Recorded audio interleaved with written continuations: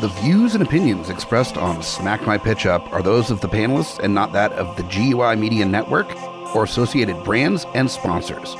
Listener discretion is advised. This podcast is rated R for violence, language, and nudity, because clothing is a prison and society will not cage me.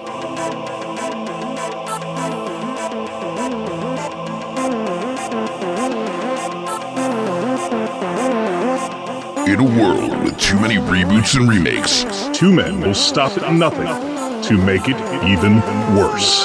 This is Smack My Pitch Up.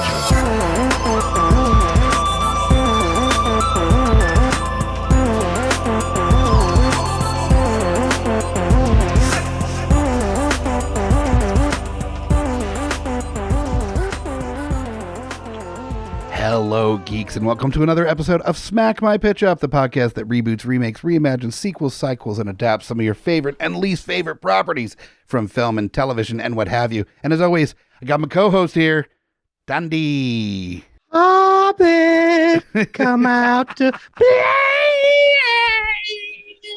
That line is so iconic. There are people that have never even heard of this movie that know that line. It is. It's crazy. It was been parodied a lot of places too. Like several generations of parody without context.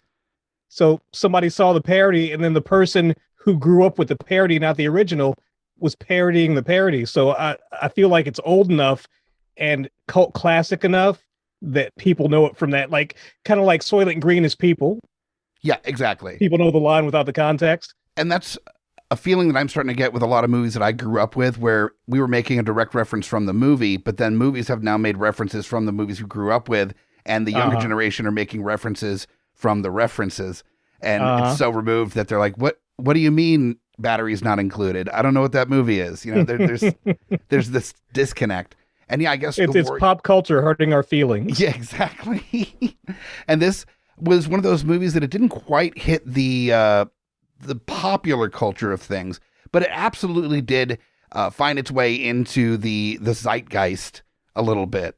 Very cult classic. Very cult classic. We're of course talking about The Warriors from when did this come out? Like 78 or 81. Something? 81. Okay. Is like maybe it was because I did see something saying it was released in the late 70s, but I also saw something that said it was released in 81. So it could have been 78. Maybe there's a re-release. It's not a huge release, so some of those movies, the technical release date depends on where you were and what you call official. But it hit Oklahoma in 81. Exactly, right? Yeah, the Midwest finally got to see what it was like on the tough streets. Yeah, the interesting conception of the tough streets. Walter Hill, the director of this, did a lot of interesting tough streets conceptions. He was the director of Streets of Fire. Which, if you have not had the chance to see Streets of Fire, it's criminally unknown. Like, the movie nerds know it, but that's about it. And it is incredible. It is interesting. It is interesting. The Warriors also has just some things that borderline exploitation, like crime, gritty movies weren't really doing at the time, like matching outfits. That wasn't really. Yeah, its conception of what street toughs are is interesting. The whole thing is very Village People. If you take every scene in an 80s movie, like a popular 80s movie, where there's like a punk on a bus or the subway that's like, "Hey man, give me them groceries, man," and he has like a switchblade, and everybody's got a switchblade. Always got a switchblade, and he's like, "You're issuing a switchblade with your outfit." And he's like a tough punk. That is what this movie is, basically. It's just a bunch of He-Man switchblade fighting movie. And it's glorious. It's gang warfare, but all the gangs are various theater kids. Right? It's like if the Jets and Sharks invited all their other animal friends over to have a dance party. Panthers. Meow. Yeah, right. So there's a number of different gangs in this. Now, the basic setup of this movie, if you're not familiar, and it's not a complicated plot. So I would say that even if you haven't seen this, I'd say check it out if you can before this recording, but there's no heavy twists that happen here that you're going to be ruined for you by. No, it's very straightforward. Pretty straightforward. There's all these rival gangs that have been fighting in the streets of New York forever. And there's one gang with one leader who is trying to unite the gangs. They're like, we are more powerful than the cops if we work together. And a lot of these gangs are on board. They're like, you know what? That's fair. As long as we get our cut, we're good. They all meet in Central Park to have this conversation. Yeah, something like that. Something like Central Park. Have this conversation. That's the line, "Can you dig it?" comes from that moment. It's brilliant. It's incredible. It's kind of awesome. Yeah. Yeah. And I'm getting like revved up in those scenes whenever I watch it. Like even rewatching it for this episode, I was just like, oh yeah, let's take on the cops. You know, like I was ready. But then, yeah, there's a gang that decides that they're gonna fuck with shit, and they kill dude. They kill the leader, "Can you dig it" guy, the Cyrus. Dig it guy. Yeah, he has a name. I know he does. It's Cyrus. Cyrus. That's right. The murder immediately gets blamed on the Warriors, which are from Coney Island, which, if you are familiar with New York, is very far away from Central Park. It's on the other side of the city. It's that's how you can have a gauntlet. Yeah, exactly. You can't have a gauntlet if it's like the next 2 stops over that they go. That'd be like the short film version of the Warriors, where they get off like 2 stops down the subway. They fight like one gang, and that's it. Boring movie. So yeah, there are 25 gangs in this movie that are mentioned by name. I did not go through the 25 for the it's so ridiculous. It is so like, I know it's supposed to be gritty and maybe it represents the grim and gritty of the era, but it's a silly ass. It's really a silly ass movie. It's silly. Yes, it's very, very silly. It's one of those movies that somebody saw like A Clockwork Orange in the 70s, and they were like, gangs with costumes, that's brilliant.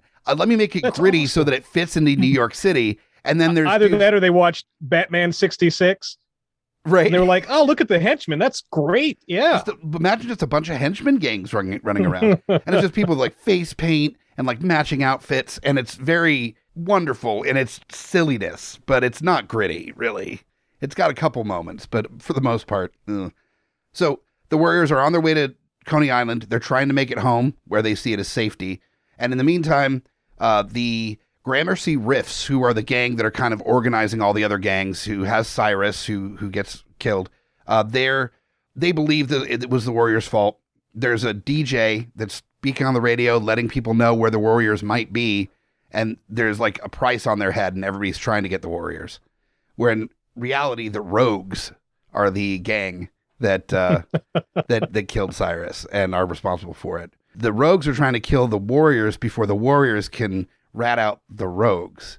I don't remember intrigue. Because did the Warriors know directly before the end of the movie, like other people did? Did the Warriors know that the Rogues were the ones who killed Cyrus? I don't think they did. If I remember correctly, I think they did see them kill. Yeah, because they were right next to the Rogues. That's why the Rogues blamed the Warriors, is because the Warriors saw them do it.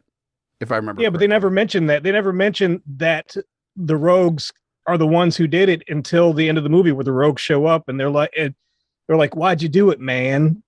And I thought it was contexted. Yeah, no, it was not mentioned before then, I don't think. But I love the greatest excuse ever. I actually do love this because it's like people just do dumb shit sometimes. He's like, we just felt like it. Like it wasn't politically motivated. It wasn't because they disagreed with Cyrus. They were like, we just like doing stuff like that. Yeah, he's the I like to do bad things kid. Yeah, great. Yeah, he's the kid that likes to burn stuff, and you're like, why are you burning stuff? He was like, because it's fun. And you're like, okay, cool. Yeah, that dude was ridiculous. That actor was ridiculous. He was having so much fun in that role, and I think it's part of the reason why this movie is a classic.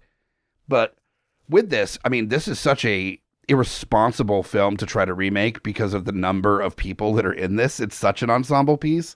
Yeah, I hated that. I hated that so much. I had to take a totally different approach to my normal style of casting, which then also changed kind of my ideas on what to do with this film. So I have 2 fucking weird choices here for my remaking or definitely a reimagining of the Warriors here. Did you kind of stick to, I don't know, like nice costumes and grit Or what? Is it a 70s period piece, or did you modernize this? So my film is modernized. It still moves in the same way. Like if the script were beat for beat, it would basically be the same movie, but it's modern and the context of everything is completely different. Okay. My context is definitely different as well. I think the like gangs thing is, I don't know how that really translates to 2022. Really, I had problems with the whole conception as well. Like the big thing for me was, and I don't know even what it's like in the modern time, but there was a switchover from, and this was before the Warriors period of time. There was a switchover from street gangs being just a group that either protected their turf or their neighborhood and then might have done like stick ups and like petty larceny or whatever, to being the protection arm of the drug trade is what street gangs became. Became more organized and more martial, basically. They're not the same thing. Like the fact that there's only one or maybe two guns in the whole movie, just super odd to me. And the fact that the gangs aren't organized around anything. Like gangs are organized around, turf or territory or whatever, but it's around acquisition in the modern time. It's about protecting the money coming in from the drug trade. So it felt like nonsense to me. It felt like it was probably people remembering the New York of a different time. Like in New York City, in the city proper, I'm sure that there were like housing developments and projects and stuff where people of various races were kind of crowded together, poor people. But I feel like a lot of the white folks moved out of those areas way before the Warriors period of time. Sure. So you have gangs that are very racially centralized. Like I was talking to my girlfriend, she's from New York, about what street gangs looked like in her era. And she's like, no, it was as far as white people coming together to do a thing gang wise, it was mostly like we hate the other people that live in the other areas. That's what their gangs came together around. So the white gangs were the ones that had like surprisingly short haircuts. They're like Italians or skinheads. Yeah, pretty much. That was kind of a challenge to figure out how to do that. I think I found my lead in is that you don't, I guess, gangs, but not like street gangs. That the difference there that I did is I'm sure, yes, there are still gangs. There are groups of people that commit crime, but it's not the same as it was like this movie portrays, like it was in the 70s or the 80s. It's a survival tactic, and also like not something that I really want to sensationalize in that way. And well, the book was written in the mid 60s, and it's probably based off of a conception of gangs from like the Fonzie era, because Fonzie was basically in a street gang. Sure. So it's based on a conception that is rooted in an even older conception of what street gangs and gang crime is. Sure. When you're looking at post-World War II, there were a lot of soldiers that came back from the war that felt kind of directionless and also had that taste of like normal life just didn't really fit into their experience anymore. And so that's when the birth of like biker culture really started. Yeah. And you're seeing a lot of people like picking up all what they have and going on the road and joining other bikers and getting by through, drug trade was a big part of it. Arms dealing was a big part of it. And that fed into gangs in general to have some sort of like affiliation. But that was by the 70s and 80s, that level of like having a brand got to, at best, having like a common color that was like to represent who you affiliate with. But besides that, it was not some, stenciling logos on backs of jackets and shit. Like that was not. Unless you were a Hell's Angel, but by then it was like an incorporated brand. Sure. The Hell's Angels. By the 70s, the Hell's Angels were literally did security for a Rolling Stones concert. So like that's it's a different animal. Not to say that there weren't still and still are some things probably going on in that realm that are not exactly above board, but they controlled the meth trade back then. But yeah, the guys in the gang got older. It became no longer just a street gang. You got to make practical decisions for your thug family. Yeah, exactly. Practical decisions for my thug family. Yes. So for mine, I'm just going to dive into mine because it shouldn't take too long. There's a lot of names to list, but I decided instead of casting in the way that I normally do, where it's the main characters going through and just hitting 7 of the most important characters, it was the different groups that were kind of important in this. Like Swan is important; he's the leader of the Warriors and all that, but like he's not that important. Like the gang is the important part. Their affiliation together, how they fight together. And so I thought, how can I incorporate groups of people that we know that are familiar with one another in a way that they're the different gangs? And then I started thinking about Anchorman and the famous Anchorman fight between all the different news channels. And I'm like, there's something there. That's brilliant. There's something there. And so I decided that the so story... you're bringing in Swinging Will Smith too. Yeah, exactly. Right. He's mysteriously absent from this adaptation. So my idea is that we set it in modern day New York, where the splinter factions that we deal with aren't street gangs at this point, but political affiliations. And more so than any other overarching politic group is like Democrats and left-leaning tend to have very specific things that they're fighting for, whether it be legalization of marijuana or gay rights or the Green New Deal. And all of these are very important, but they're so fractured from one another that there's not a lot of chance for them to get along and actually like join together and do something. There's a lot of infighting that's happening.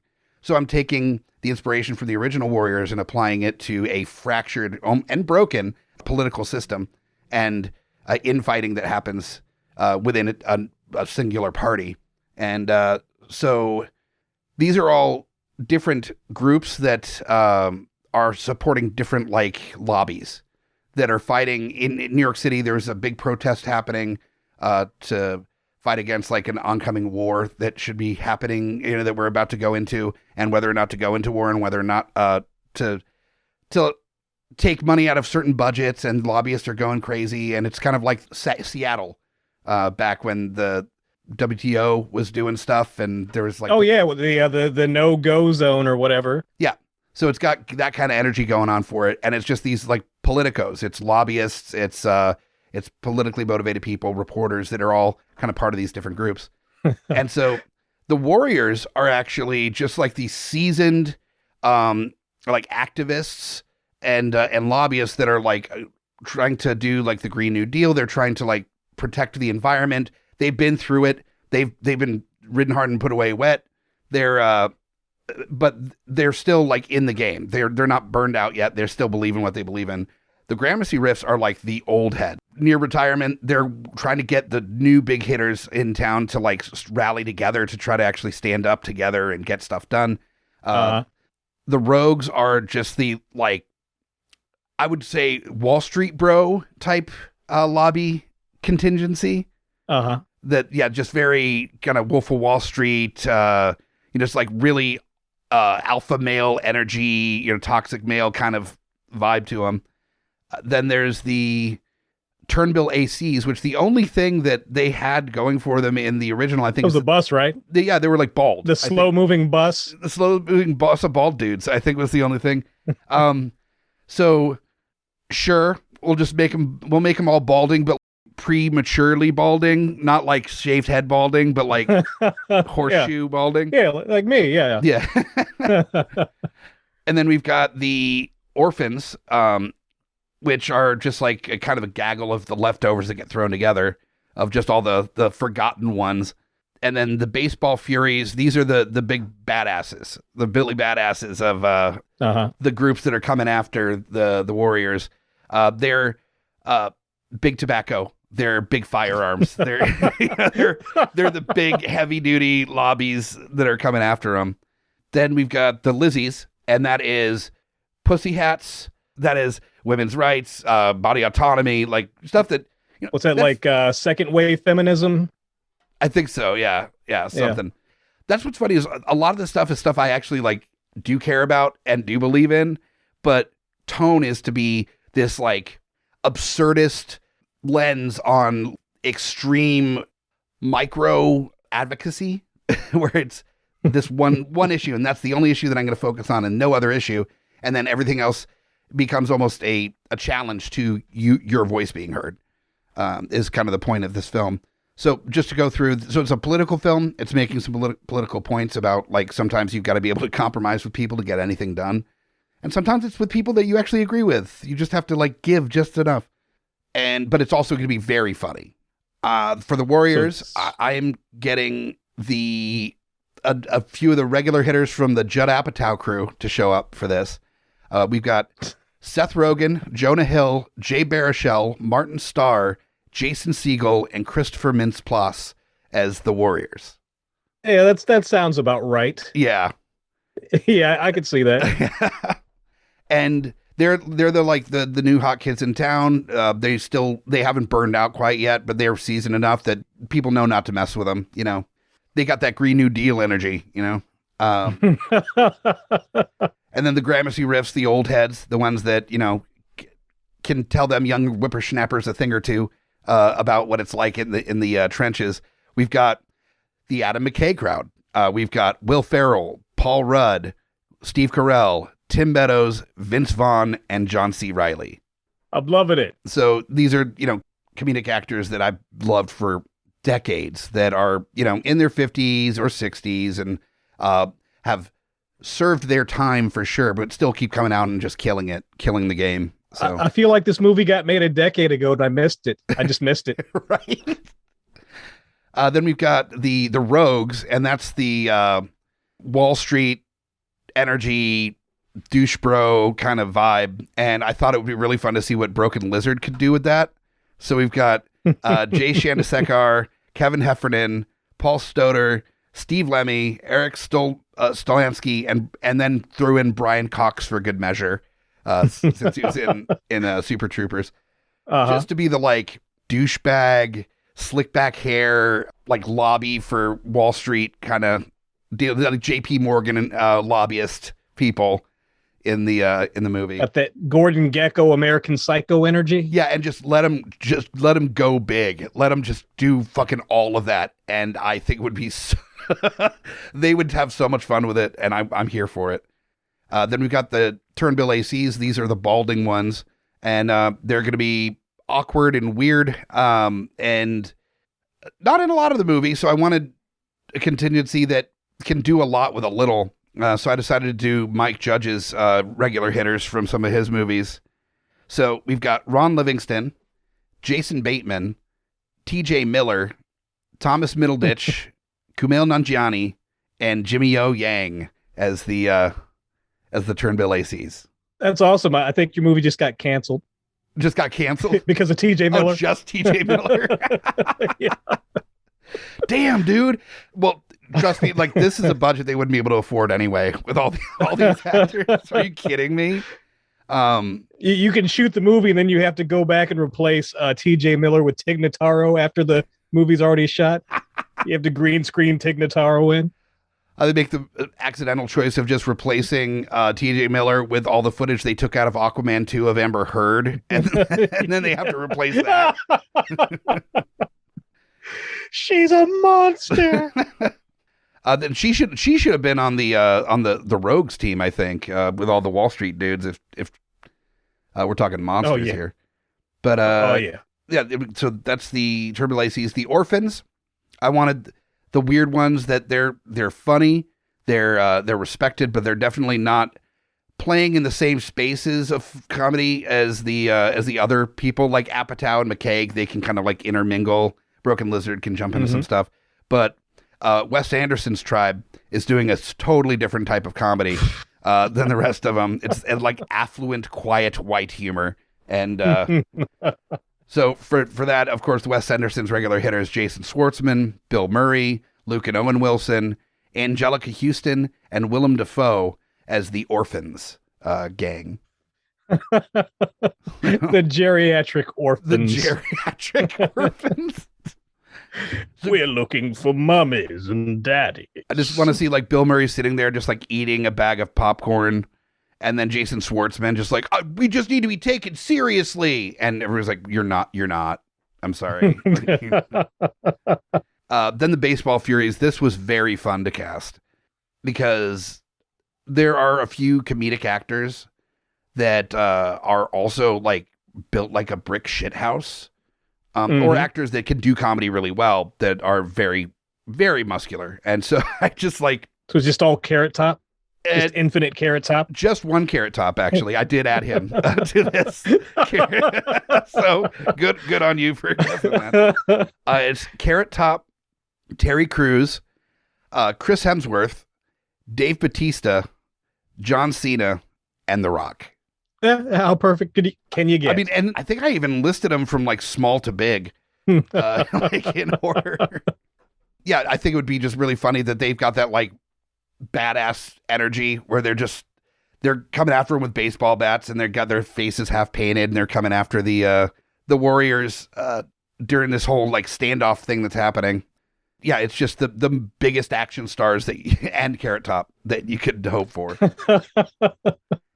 And then finally the Lizzies. That's too scary for this fun movie. Yeah, no shit, right? Man, could you imagine being like the fucking Mike Judge crew and then the Baseball Furies show up, like all like 18 feet tall, like brick shit house, having Jason Bateman trying to talk them down, right?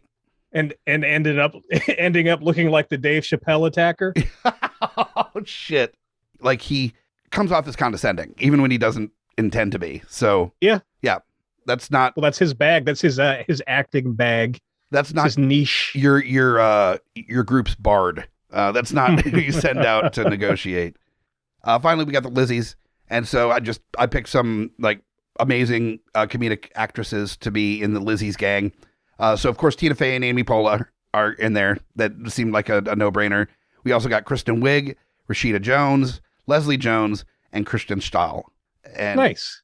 I think for even as small a role as the Lizzies role is, that powder keg of funny would probably be the scene stealer in a fucking half against all these other ones that are like trying to individually smirk at the screen. Those ladies would just fucking blow it out of the park, I think. Yeah. This is really interesting. Are you imagining this as a series of comedic encounters with each one individually, or does the overarching plot have them all come together and be like part of the whole story? I was thinking that the barest of chances of this being made, having individual encounters is a better choice because there's a lot of favors that can be called in for this kind of movie that people would be like, okay, so it's only like 4 days of shooting. Yeah, I can block off 4 days to come in there and just do like, a 10-minute scene and then call it a day. And you've got enough people that, imagine 2 hours of this. I mean, if this was all on the screen at the same time for even a 10-minute portion of this movie, it's too much. It's too many fucking people. It's the most expensive movie ever made with no CGI. Exactly. So individual experiences, a little bit of overlap, just like in the original movie that I think it's what the orphans and the Lizzies, I think are around each other at the same time. There's some back and forth. Of course, the Gramercy Riffs and the Rogues and the Warriors are all there at the same time. So there's some of that, but also just seeing like Broken Lizard, the Adam McKay crowd and the Judd Apatow crowd all on the screen at the same time, just doing their thing would be fucking amazing. Oh, definitely. It would be interesting to kind of play up what was so funny about the Anchorman fight scene. Who Adam McKay is the director. That seemed like a no-brainer. It's political. It's funny. He did Anchorman as well. And you play up the political angle. You play up the silliness that was in the Anchorman fight scene, but then with these little individual dips in between the fights where you have these actors being able to just have their like spotlight moment where they just do like a riff, they do a thing, they have like a smaller, not group ensemble moment and just let them fucking fly. And I think you're going to get some magic out of it. You're going to have some actors for sure that are like worth way more than they're getting on screen, where they're on there and they have like one line and that's it. And the joke is that they're there and they have one line. Yeah. So, yeah, but with an Adam McKay movie where I think he does a lot of, even though it's scripted, letting people just do their thing. And so people that are very experienced as actors tend to bring out their natural charm if they know they make their money off of doing their natural charm thing. So yeah, I think that would work out. And also extraordinarily well. You're getting these improvisational actors. They're all good at improvising on set, and you get them to face each other in like a standoff fight. So they're going to be doing that same thing with their wit as well, and just just trying to outdo each other with the most ridiculous shit you can think of. So I could see this being just like almost too funny, with there wouldn't be the breaks that you need in between laughter, because everybody's just like going full speed ahead with this. So I don't know. Too many big guns trying to outshoot each other. Exactly. Yeah. So I kind of want to see what that looks like. And it might be a train wreck, but fuck, it'll be a fun train wreck. Yeah. So it's basically the Warriors plot, but instead of like gangs fighting over who killed the Cyrus that was bringing all the gangs together, it was a politician that was shot, and it being blamed on the Warriors contingency of like Green New Deal people, and them trying to get away while other people are trying to use them getting caught as like an angle for their own advocacy that they're doing. So everybody's trying to, and of course, instead of the radio DJ person, it's a fucking like Alex Jones live streamer type that's out there just trying to like chase him down on live TV. So, and you can even have as J.K. Simmons, and he can do basically the same thing he's doing in the Spider-Man universe right now. That's who came to mind immediately. Yeah, well, that's how they did politics in the Gangs of New York era anyway. So they're and even after that, there's a precedent for that kind of thing. Yep. Politics through the bat, through the stickball bat. And there's still some countries that do that. So, oh yeah, yeah. Sometimes ours, yeah. Well, I mean, the way things are going, but that's a different podcast. So yeah, that's my fucking train wreck of a comedy take on the Warriors. What do you got for yours? All right, so like I said, I really had some trouble latching onto this, and it was the whole gang thing just didn't work for me. So I kind of called an audible, and if you've never listened to our podcast before, we do some mashups as part of the format.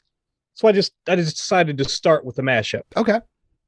Basically, my movie is a sequel to the Purge movies. It's The Purge, The Warriors. And so you'll see some characters from some of the other, one character in particular, but you'll see some characters from some of the other Purge movies come in.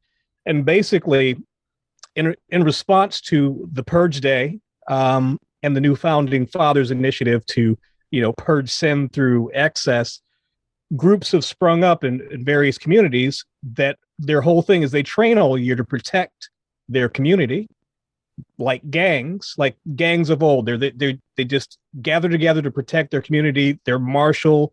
They're well trained.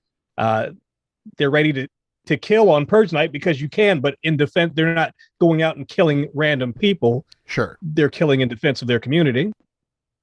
And as this movement has grown to have like a community defense force, basically, the community defense force is loosely organized in a specific area. They have a community meeting of the community defense forces. Under those circumstances, the leader of the community defense force in that area, which is loosely around New York, gets murdered. The leader gets murdered off screen because the leader is the leader of what was functionally that in the actual Purge movies, and that actor is dead. Was Michael Kenneth Williams was Carmelo Johns, and in the Purge Anarchy, he was like the quiet viral leader of an anti-Purge movement. Okay, yeah. So he's the head of this organizing principle. He's murdered.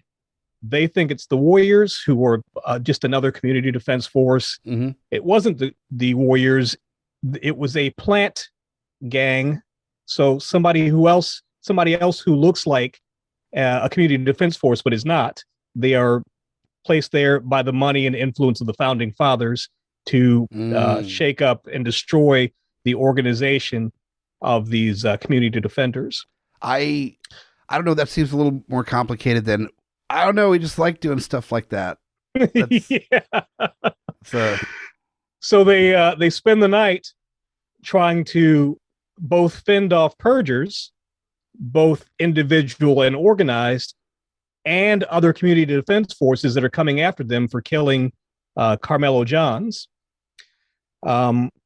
So as my warriors, as the leader of the G Riffs, or they're just called the G Riffs, they're not the Gramercy Riffs, is a character who was in, what was it called, The First Purge. He rose over the course of the movie from being a gang leader to being like a leader. Oh, right. Okay. Yeah. Putting him in a position that he was probably doing something like this after that movie is Ilan Noel Dimitri.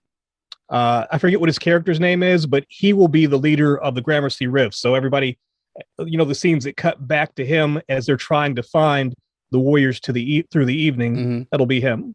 Nice. And then for my warriors, this is what made this project difficult. I already was having trouble latching onto it, and then finding these appropriately young actors for like a gang style thing. It hurt. It broke me.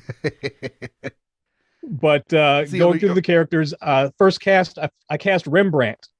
Rembrandt is significant to me in the original Warriors movies because the actor that played Rembrandt is one of the two actors that I actually recognize from that movie. And he played one of the members of the Bloodhound Gang on 321 Contact. Really? Like, yeah, he was one of the members of the Bloodhound Gang. So PBS guy, very gay, unfortunately died of AIDS in like 86. Oh. So he was taken way too soon. But as Rembrandt, we have Jaden Smith. So he's the tagger guy, Jaden Smith. As Vermin, who was a significant character. He didn't do a specific thing. He was just around for the full movie. Mm-hmm. We have from Cobra Kai, he plays Robbie, is Tanner Buchanan. Okay. Yeah. As Ajax, who is the rapist dude who got off really easy in the Warriors. Like when the police came and got him, I was like, wow, you got off really easy because you could have easily been murdered by anybody in this entire movie, including your own guys, and nobody would have batted an eyelash. And actually, James Remar, I believe, is the actor who played him, and that's the only other actor I recognized in the Warriors. He's played a bunch of stuff. He was like Raiden 2 in Mortal Kombat Annihilation. Oh, wow. I think I blocked all of that movie out of my brain at this point. He was the Alfred-like character in the Black Lightning TV show. He's been in a bunch of stuff throughout his career. But as Ajax, I have Cameron Monahan. Now, you probably don't know that name because I only recognize him from one thing, but he was basically the Joker on Gotham.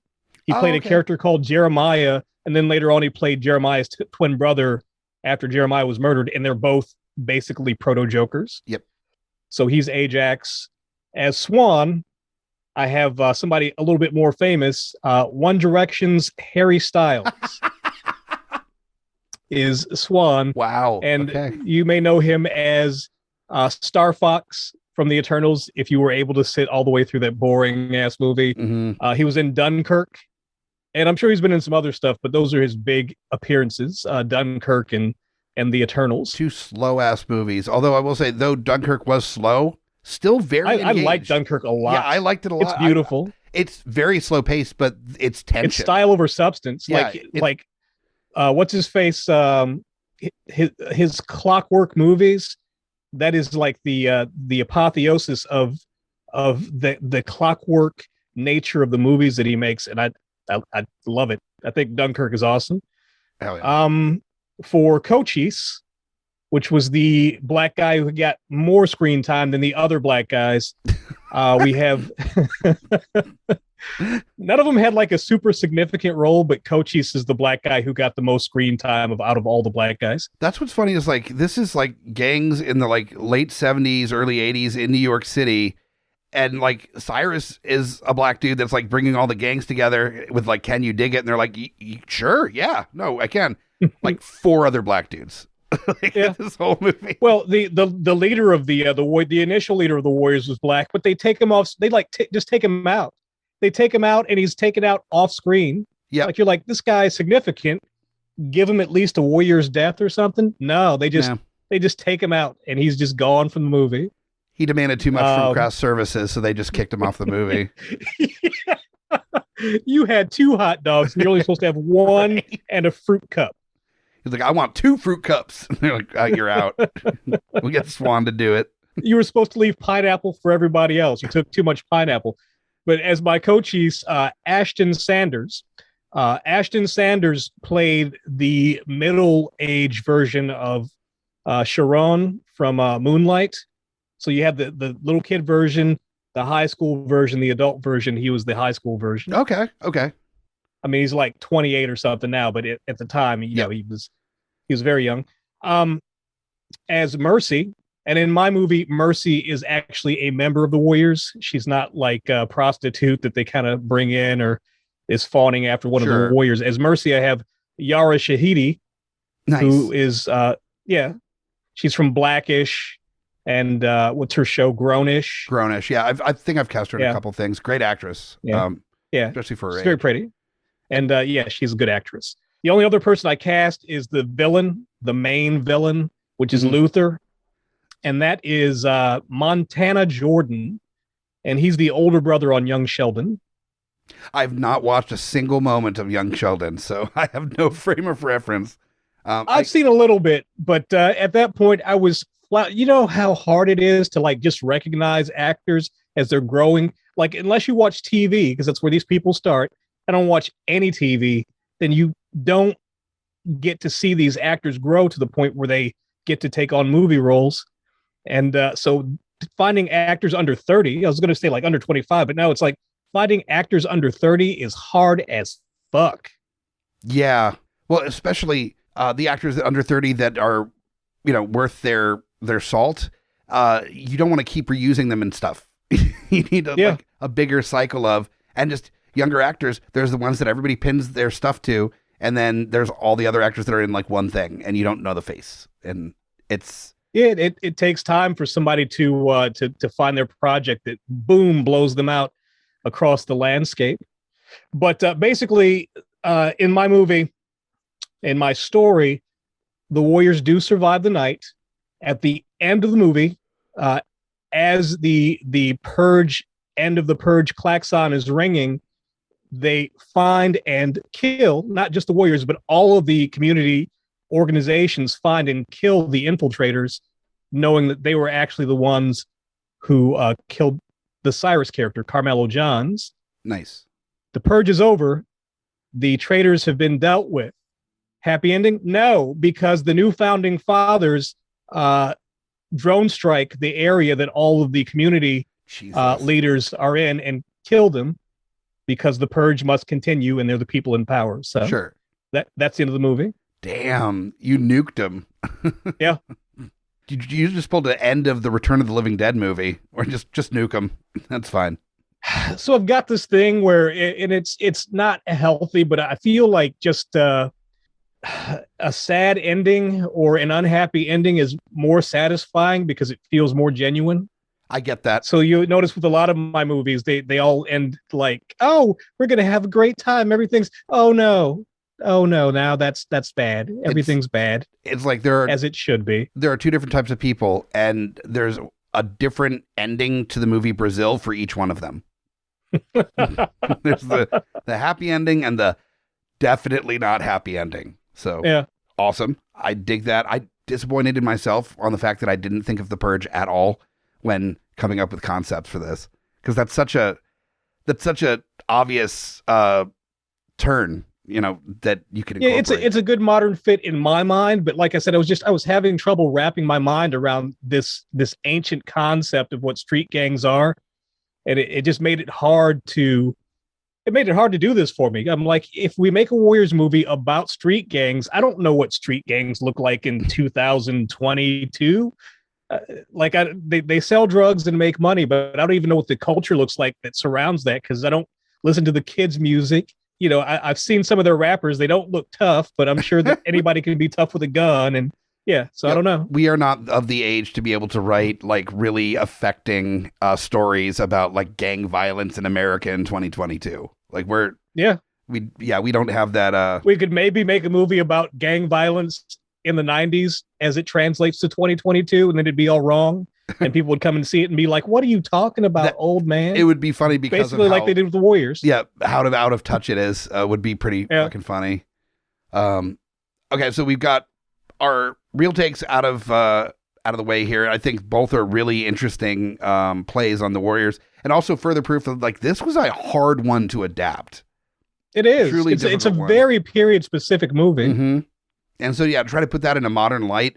Either that, or you're doing it as a period piece that takes place in like late 70s, early 80s. And in which case, what are you doing to improve the story? Like, what are you doing if you're making it a period piece? Is there something else that wasn't said?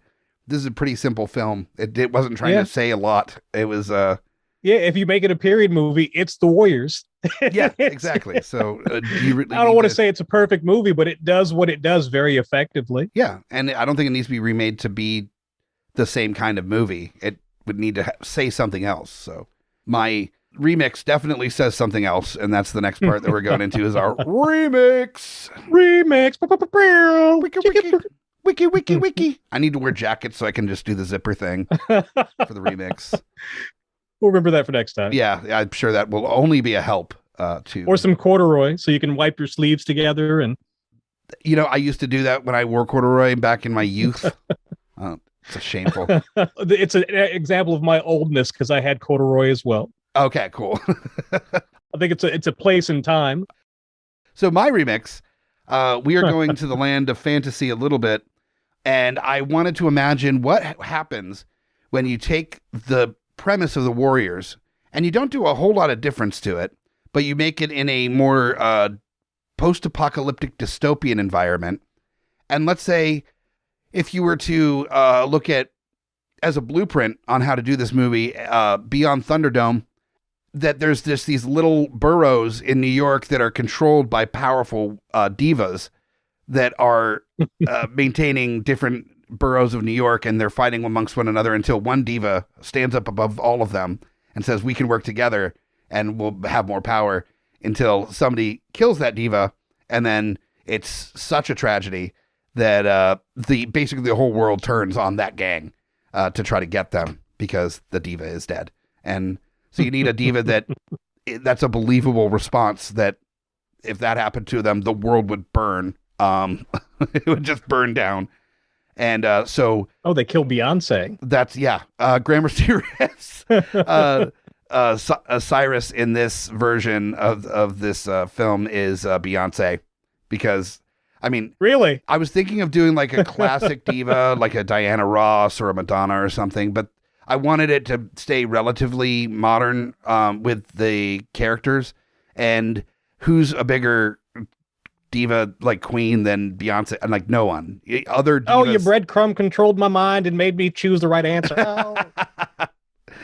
Beyonce, like other divas bow to her. So it's made sense that... And also, Beyonce, though very talented, not a terrible actress, but also not the most historically involved in film.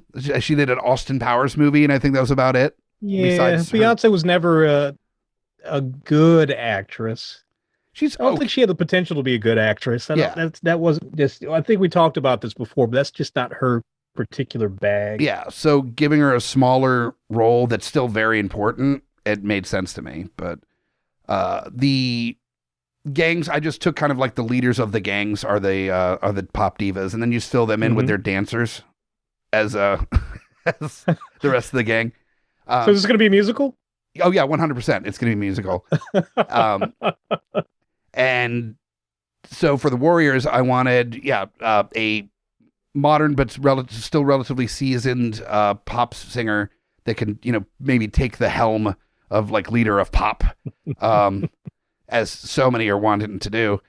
So Gaga is the Warriors. I knew it. Swan. I knew it. Yeah. Surprisingly good actress, so she can deal with the amount of screen time that Swan has for the Warriors. She is a good actress. Yep. And of course, Gaga's going to be part of this conversation when you're talking pop divas. For the Rogues, for the gang that pinned the murder of Beyonce on poor Lady Gaga, that was all Billie Eilish's fault. Billie Eilish, the new kid on the block that just likes to cause trouble. We've got Billie Eilish because she likes doing stuff like that. Yeah. And then she's actually not bad. When she was on SNL, she was actually pretty decent. I was surprised. No, I honestly, like everything I've seen from her, I think she gets picked on just because she's not really problematic. Like she makes music with her brother and like is pretty chill. And probably smokes a vape pen and plays video games, you know? So for the Turnbill ACs, that's the bus band of ne'er-do-wells. I, not for any particular reason aside from that she had to be in this film, and there wasn't anything about her specifically that fit any particular grouping, but I think she would have a lot of fun just doing a song behind a bus chasing down Lady Gaga would be very funny. Lizzo is the leader. You know what's funny? Like I'm saying these in my head as you're going through the situations, and I'd pick that one too. That is. See, what that means is this is meant to be made. This film, this pop diva post-apocalyptic warriors remake, needs to be made. Then we've got the orphans. You want somebody that's a little bit tragic, that is going to feel like, you know, leaning against a window while it's raining kind of vibe to it, as the orphans. So of course I had to go with Adele for that one. Oh yeah. Yeah. Oh yeah. Yeah. And then to counter that, the Baseball Furies, you got aggro, you got some fucking edge, a force to be reckoned with. So Rihanna is the leader of the Baseball Furies. Oh, she does have that energy. She does. Well, when you sing songs about whips and chains exciting you, you should probably have a little bit of that aggro edge. And then the Lizzies, girl power in the Warriors, and in a movie that is all about girl power, you need somebody that is ultimate, like fucking like girl pop diva power. So I'm bringing her back from a lot of challenges she's run into in the last few years. Britney Spears is leading the Lizzies gang. And I throwing her a bone. And I thought about Turnbill ACs, but considering they were all bald in the original movie, I didn't want to make that the joke that Britney Spears is the leader of the bald group. Would be just a little too insensitive. So the Lizzies made plenty of sense too. So yeah, Britney Spears, welcome. You are clearly, if you're talking about iconic pop divas, Britney Spears is absolutely part of the conversation. So. I'm trying to remember, Britney Spears has actually acted in stuff, I think. I think she was on a few things in her era. She was in a movie called Crossroads, where she did a karaoke cover of I Love Rock and Roll in the movie. And when she was asked if she had a choice in what song to sing in the karaoke scene, she said yes, and I picked I Love Rock and Roll because I love Pat Benatar. And that broke my heart as a Joan Jett fan. So she was a young person. She didn't know. Yeah, she was probably 17 when that movie came out. So can't hold too much of a grudge. But yeah, so that's my pop diva post-apocalyptic musical. And I actually found an actor that has worked with most of these women on music videos and is also a very accomplished director that has dealt with a lot of dystopian and post-apocalyptic properties. So talk about a perfect fucking match. The director of Hunger Games Catching Fire, I Am Legend, Constantine, Mockingjay, also directed videos for, amongst plenty of others, but Shakira, Janet Jackson, Jennifer Lopez, Pink, Alanis Morissette, Britney Spears, Avril Lavigne, Gwen Stefani, and plenty of others, is Francis Lawrence is the director. Oh my. So it was kind of like the perfect combination of things. You've got dystopian, you've got post-apocalyptic, you've got girl power. So yeah, it's kind of a no-brainer, slam dunk there. And Francis Lawrence and company, if you think that this is something that is worth going for, I can't write any of the music. That's not my angle. But if you could just throw a story by on there and throw me a few bucks, I'll happily give you the ring. Hey, you know that movie would make so much money. It would make so much money. So much money. It would make incredible amounts of money. It would be like the pop diva movie of all time. It would be incredible. And the costuming, I mean, there'd be wardrobe people from every corner of the earth trying to work on this set for all the Tina Turner, Beyond Thunderdome, post-apocalyptic pop diva energy would be, oh my God, incredible. Yeah, I mean, even if each artist only used their own like cadre of stylists, there'd still be like 100,000 people employed by this movie. Yep. Costume changes. Oh my God. Ridiculous. Yeah. Breakaway skirts. Like there'd be all sorts of crazy, amazing shit that would be going on with this. So a spectacle to be seen that would be the weirdest choice. This like $200 million movie with the biggest pop divas of all time, based on a little indie cult classic film from the late 70s, early 80s. Yeah. Yeah, you get some K-pop stars in there, and you'd have like a movie that'd be bigger than Avatar. Right? Oh no shit. You get and fair enough. I'm not ever gonna fuck with the K-pop stands. Yeah, cool. Put your folks in there. That's great. Or you just have a remake of this movie with just the K-pop bands, and there you go. Cool. Everybody's happy. Yeah, my girlfriend would definitely make me see that movie with her. So, So for your remix, what are we looking at? Is yours pop diva centric like mine, or? It's so close. It's so close, but it's so not at all. Not even a little bit. So for my remake, I wanted to, once again, around the concept of where people gather to form coalitions of common interest. My movie it's about gamers. Okay. And a third of the movie takes place in the real world, and 2/3 of the movie takes place in the game. The in the game portion will be strictly like Pixar level CGI. The in the world portion will be really intentionally static and plain. The actors who live in the end of the world portion don't do anything. Like, I want the in-game portion to be big and bombastic with orchestral music and special effects, everything. And then periodically the movie cuts to the person at their computer, kind of just sitting there like a lump, like a computer zombie, like pressing the keyboard and grunting or whatever. Nice. So it's kind of an irreverent gamer comedy. Sure. Like in the vein of Free Guy, but it's more crass, it's meaner in how it makes fun of the people in the real world. But I want the game portion to be like ridiculous in how serious it takes itself. I want it to take itself so seriously that's funny, that it's taking itself like it thinks it's so important. I want that to be the funny part of the game portion. So it's like a World of Warcraft style game. So high fantasy setting. People have their clans. In this case, the warriors, the ones we follow, are people from all over the world, and they're all kinds of people. They're kids and old people and shut-ins, even business dudes. And there is kind of a massively multiplayer dungeon challenge aesthetic where these teams can fight each other in game.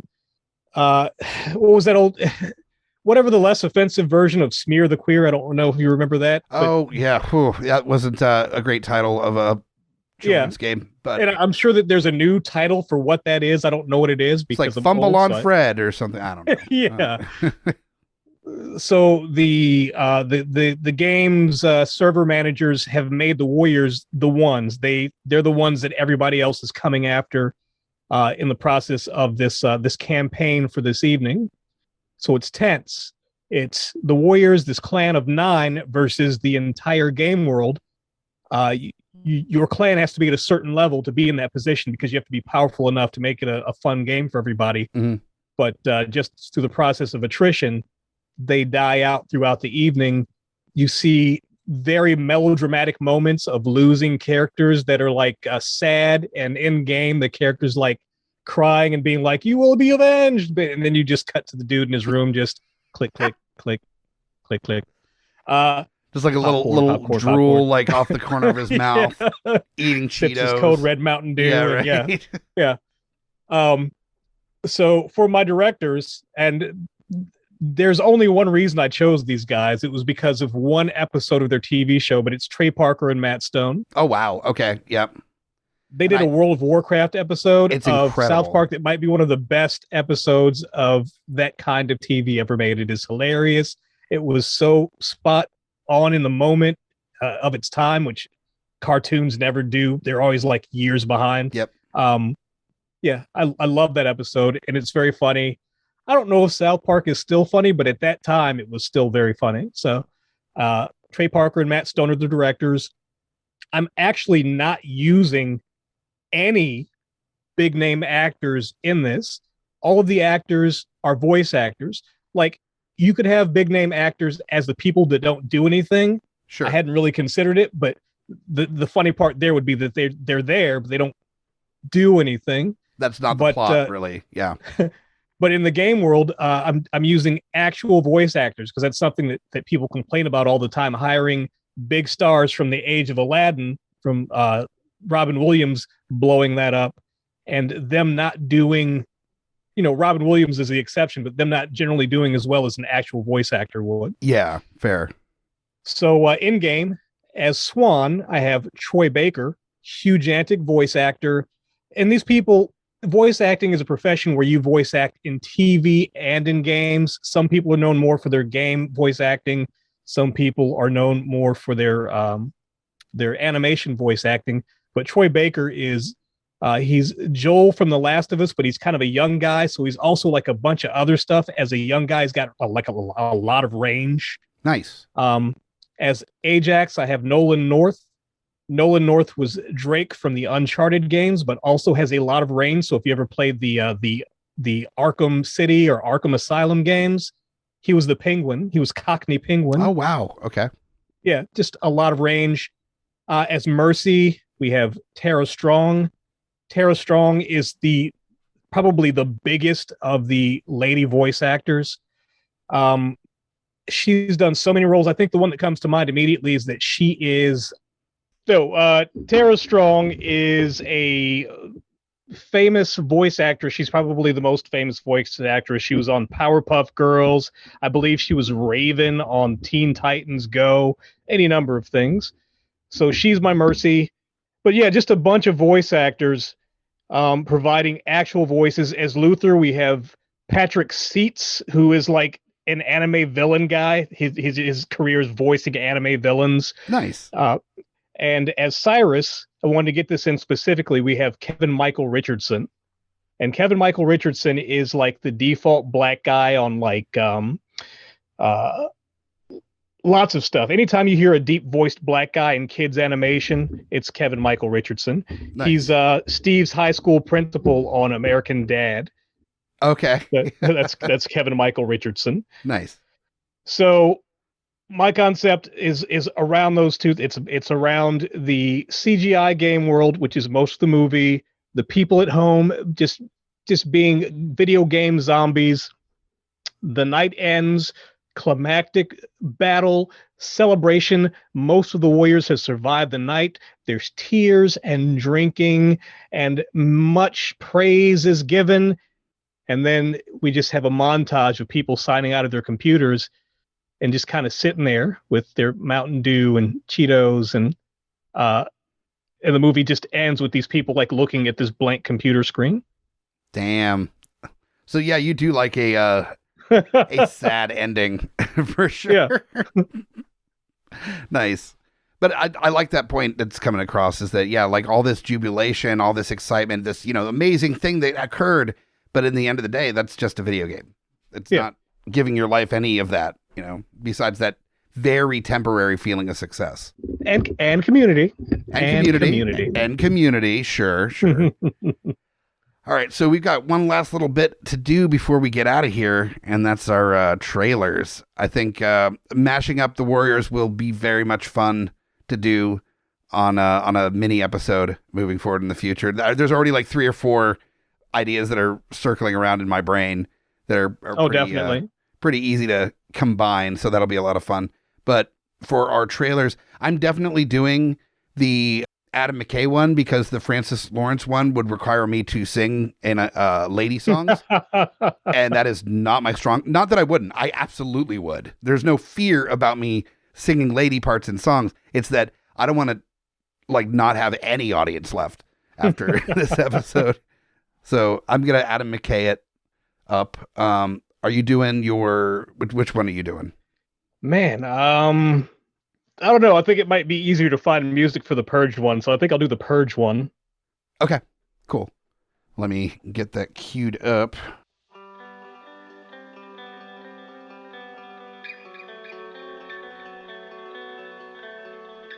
From the director that brought you Don't Look Up, The Other Guys, Vice, and Anchorman, comes a story of the fight that it takes to find togetherness.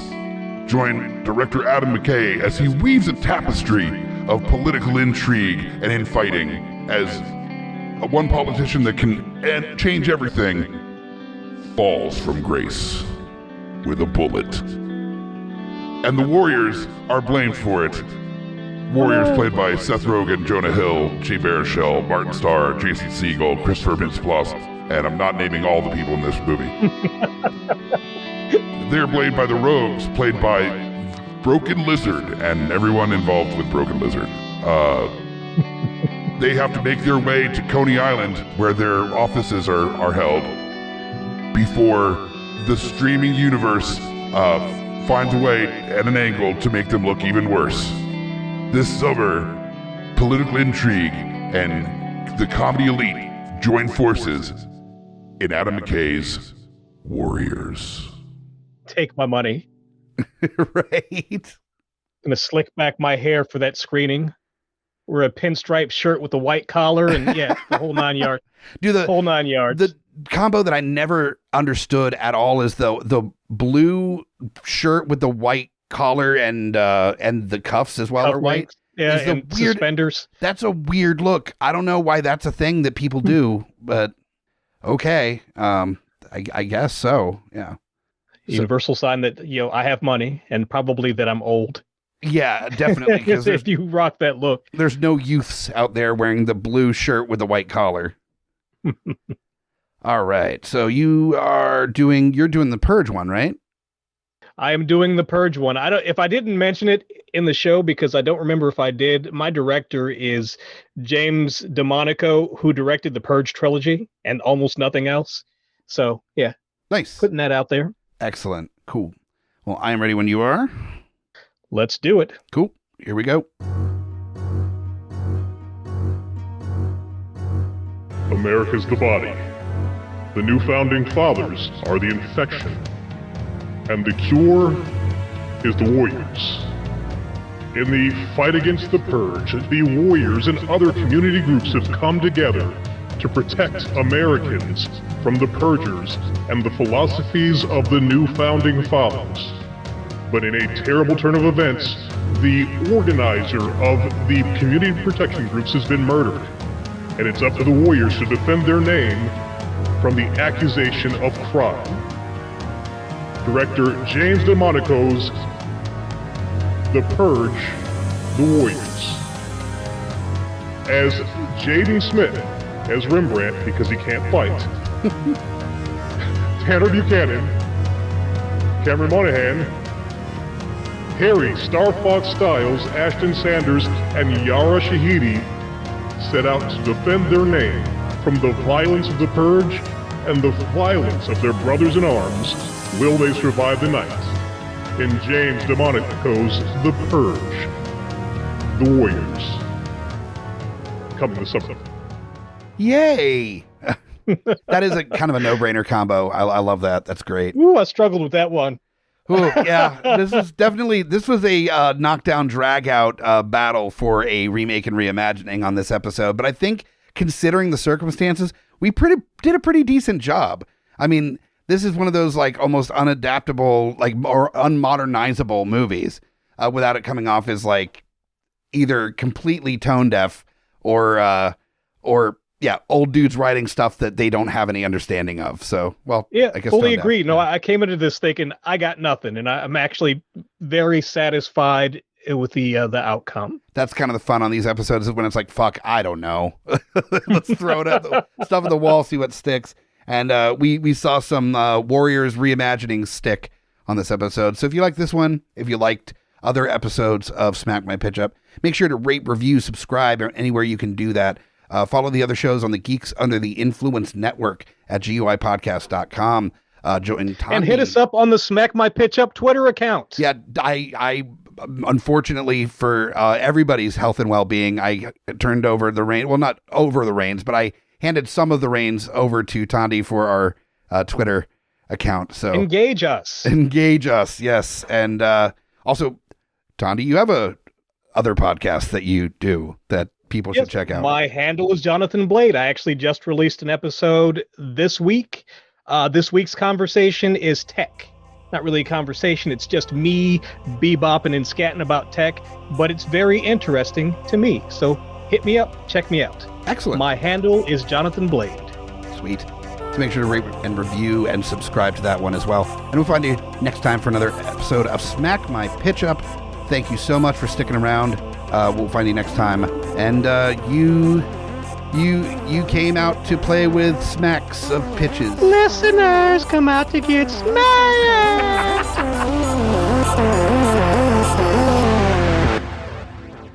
GUIPodcast.com. Panthers, meow. Mike the Hobbit here, Lowdown Brown, inviting you to check out Geeks Under the Influence, a podcast that pairs booze with conversation with good friends. and a little nerd culture. We get a lot of colorful conversation out of our episodes, but it is here for everyone, no gatekeeping. Always level up everything we do. We'll punch up, never punch down. Exactly. So check out Geeks Under the Influence everywhere you get your podcasts and join us or die. Shut the fuck up, Hobbit. Welcome to GUI Nights. GUI Nights. Yeah, I am Lowdown Brown. With me as always, Mike the Hobbit. this is the tangential side of GUI. This is like so many of those other shows that has the after the show bit mixed with a little bit of Baywatch night, so it's a little sexier. It's a little bit after hours. Also while tying it into the previous episode of GUI. So look forward to that too, because this comes out the week after the flagship hour-long episode. So make sure to check out GUI Nights, and when you're done, you can Go the fuck home. My name is Amy Bogard, And I'm Mike the Hobbit. and we are the hosts of Deeply Upsetting, where we use our expertise to answer your most upsetting hypothetical quandaries, such as, what non-winged animal deserves wings? And what body part deserves a secret mouth? Which cryptid is the worst roommate? These questions and more that plague you will be answered on Deeply Upsetting, available anywhere you get your podcasts and at GUIPodcast.com. Hey guys, Scotty P here with Smash on your left. And we are the Geek Fathers. That's right, bringing all the trials and tribulations of being a geeky parent. So welcome to our world. And as always, join us Or cry. Coming straight from the mouths of madness, I'm Lowdown. I'm F.U. Hunter. Do you love horror? We fucking do. So this is a podcast dedicated to all things in cinematic horror. We're talking movies, television, composers, special effects artists. We're gonna fucking cover it. So if you love horror, Embrace the madness. In a world of blockbuster movies, there's another dimension. The dimension of schlock cinema. Join us at Beautiful Disasters on a journey into the fringe territory of B-movie abandon. We review the flicks that are forgotten or underappreciated to give them a proper place in the annals of celluloid history. I'm the Groots, F.U. Hunter. your guides at Beautiful Disasters. Come along with us for a fun ride. May the schlock be with you.